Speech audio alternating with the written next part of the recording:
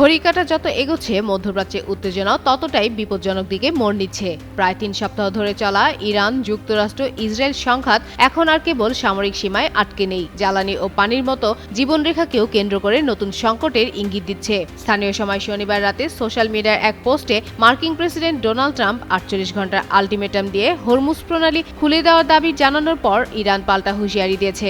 গরমে আরাম নিয়ে হবে না হাহুতাশ, ঘুরলে পরে ওয়ালটন ফ্যান বাতাস আর বাতাস। এর পরপরই ইরানের সামরিক মুখপাত্র ইব্রাহিম জুলফাকারি এবং পার্লামেন্ট স্পিকার মোহাম্মদ বাকের কলিবাফ স্পষ্ট করেছেন যে তাদের বিদ্যুৎ কেন্দ্রে হামলা হলে উপসাগরীয় অঞ্চলের জ্বালানি, তথ্য প্রযুক্তি ও পানির শোধনাগারগুলোকে লক্ষ্যবস্তু করা হবে। বিশেষজ্ঞদের মতে এই হুমকি বাস্তবায়িত হলে সবচেয়ে বড় ধাক্কা খাবে উপসাগরীয় দেশগুলো।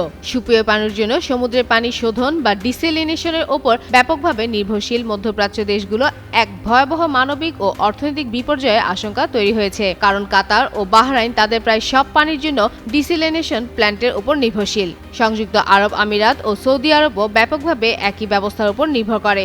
এদিকে বিশ্বে অন্যতম গুরুত্বপূর্ণ জ্বালানি রুট হরমুজ প্রণালী বন্ধ হয়ে যাওয়ার আশঙ্কায় তেলের বাজারে অস্থিরতা বেড়েছে। ইতিমধ্যে ইউরোপে গ্যাসের দাম উল্লেখযোগ্য হারে বৃদ্ধি পেয়েছে।